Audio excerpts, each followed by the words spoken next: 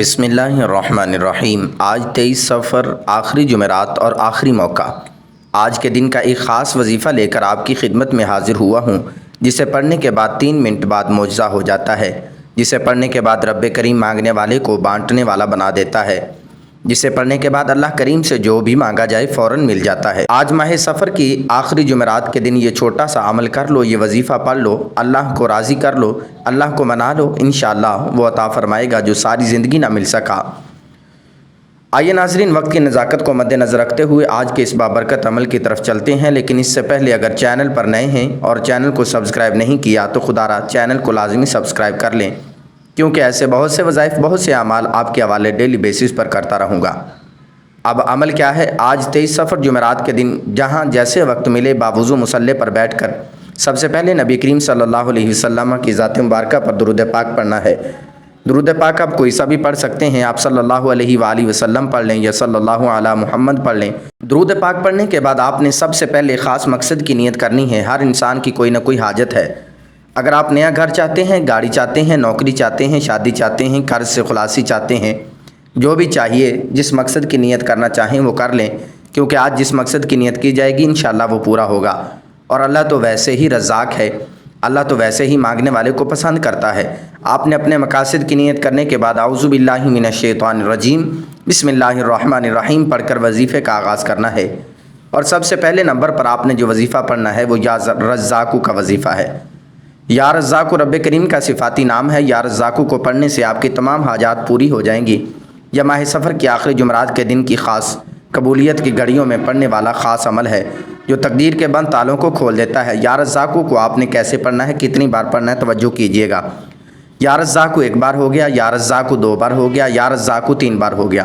اس طرح آپ نے یا رزاقو کو ہاتھ کی انگلیوں پر پڑھ لینا ہے یا تسبیح کے دانوں پر صرف 11 بار پڑھنا ہے۔ اللہ والے فرماتے ہیں کہ 11 بار یا رزاقو کو پڑھتے دوران اگر کوئی بھکاری ہے، سڑک پر مانگنے والا فقیر ہے، تو وہ بھی انشاءاللہ آج ماہ سفر کی آخری جمعرات کے دن یا رزاقو کا وظیفہ پڑھتا ہے تو اللہ ہر رزق اور دولت سے مالا مال کر دیتا ہے۔ اللہ دولت کے خزانوں سے جولیاں بھر دیتا ہے۔ اللہ گھر کے حالات کو بہتر بنا دیتا ہے۔ اللہ گھر سے بے سکونی، بے برکتی کا خاتمہ فرما دیتا ہے۔ پہلے نمبر پر 11 بار یا رزاقو پڑھنے کے بعد دوسرے نمبر پر آپ نے اللہ الصمد کا وظیفہ پڑھنا ہے۔ 11 بار یا رزاقو پڑھنے سے اللہ کریم آپ کو رزق اور دولت سے مالا مال فرمائے گا۔ اور اللہ الصمد یہ سورہ اخلاص کی دوسری آیت ہے۔ یہ اللہ کا صفاتی نام بھی ہے، اور اللہ الصمد کا مطلب ہے اللہ بے نیاز ہے۔ اللہ کی بے نیازی کیا ہے؟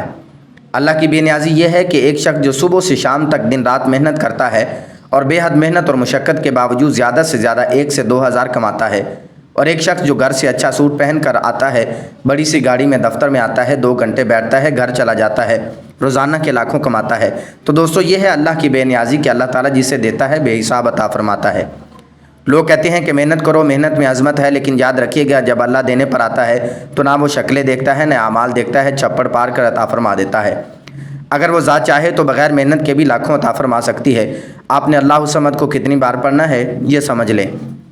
اللہ الصمد 1 بار ہو گیا، اللہ الصمد 2 بار ہو گیا، اللہ الصمد 3 بار ہو گیا۔ اس طرح آپ نے اللہ الصمد کو اپنی دائیں ہاتھ کی انگلیوں پر پڑھ لینا ہے یا تسبیح کے دانوں پر صرف 11 بار پڑھنا ہے۔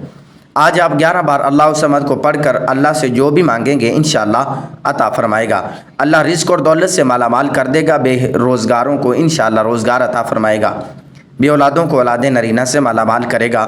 اگر کوئی مقروض ہے، کوئی بہن بھائی قرض سے خلاصی چاہتا ہے، تو آج ماہ سفر کی آخری جمعرات کے دن اللہ الصمد کو پڑھ لے، اللہ کی بے نیازی سے مالا مال ہو جائے گا۔ آج اپنے گھر کے حالات کو بہتر بنا لیں، اپنے گھر سے بے سکونی، بے برکتی کا خاتمہ کر لیں۔ اللہ الصمد کو 11 بار پڑھنے کے ساتھ ہی اللہ کریم سے ضد کر کے مانگے، آپ جو بھی مانگو گے انشاءاللہ آپ کو مل جائے گا۔ آپ یا رزاقو اور اللہ الصمد کا یہ خاص وظیفہ بتائے گا طریقے کے مطابق 11 بار پڑھ لیں۔ اب 11 بار اللہ الصمد کو پڑھنے کے بعد آپ نے تیسرے نمبر پر قرآن کی ایک چھوٹی سورت پڑھنی ہے، جس کے بغیر وظیفہ نامکمل ہے۔ یہ اس عمل کی ریڑھ کی ہڈی ہے، اور یہ قرآن سورت الحمدللہ ہر ایک کو آتی ہے۔ یہ قرآن سورت پڑھنے والا اللہ سے جو مانگتا ہے اس کو مل جاتا ہے۔ یہ قرآن سورت کو غیبی مدد کا خزانہ بھی کہا جاتا ہے۔ آج جو وقت ہے، آج جو مجبوریاں ہیں، جو نفسا نفسی کا دور ہے، نفسا نفسی کا عالم ہے، ہر کسی کو غیبی مدد کی ضرورت ہے، اور غیبی مدد اللہ کی طرف سے آتی ہے۔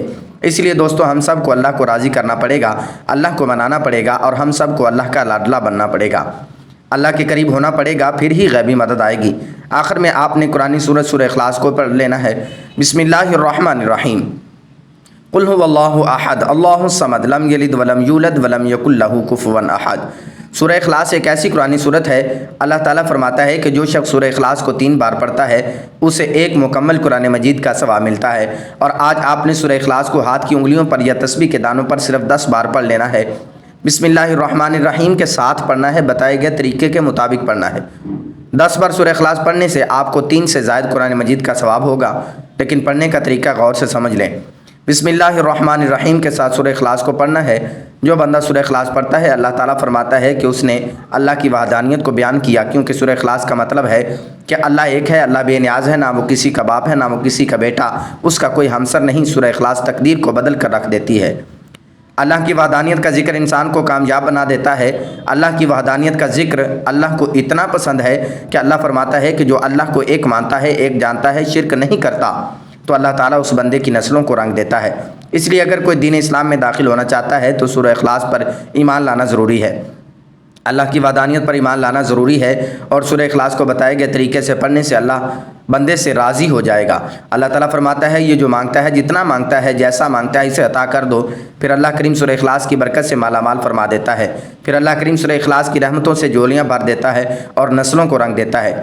جب آپ یہ تینوں اعمال بتائے گئے طریقے اور ترتیب سے پڑھ لیں تو آخر میں اللہ کے حبیب صلی اللہ علیہ وآلہ وسلم کی ذات مبارکہ پر اتنا ہی درود پاک لازمی پڑھیے گا جتنا آپ نے عمل کے شروع میں پڑھا تھا، کیونکہ کوئی بھی وظیفہ اول و آخر درود پاک کے بغیر نامکمل ہے۔